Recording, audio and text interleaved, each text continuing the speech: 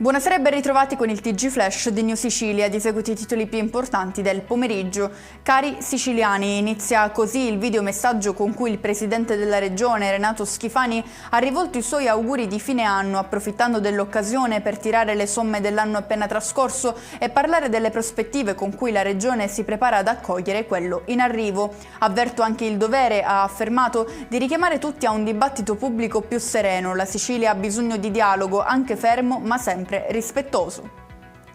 Aumentano le situazioni di povertà e si fanno sempre più complesse le fragilità sociali nel territorio palermitano. È quanto emerge da Volti Incontrati, il report 2023-2024 della Caritas diocesana di Palermo, presentato oggi e dedicato all'analisi delle condizioni socio-economiche delle persone accolte nella rete diocesana.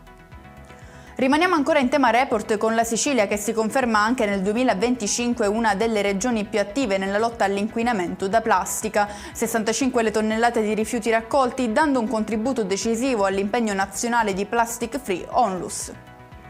Ufficialmente sottoscritto il piano Città Catania, un accordo strategico tra il Comune e l'Agenzia del Demanio che segna un passaggio decisivo nel percorso di rigenerazione urbana del capoluogo etneo. Il sindaco Enrico Trantino ha definito il piano una concreta proposta di rilancio e riqualificazione della città.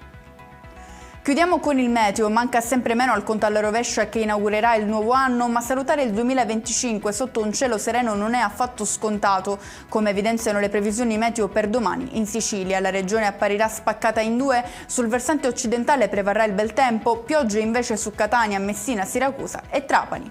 E con questo è tutto, prossimo appuntamento domani alle 13:30, grazie per averci seguito, buon proseguimento di serata.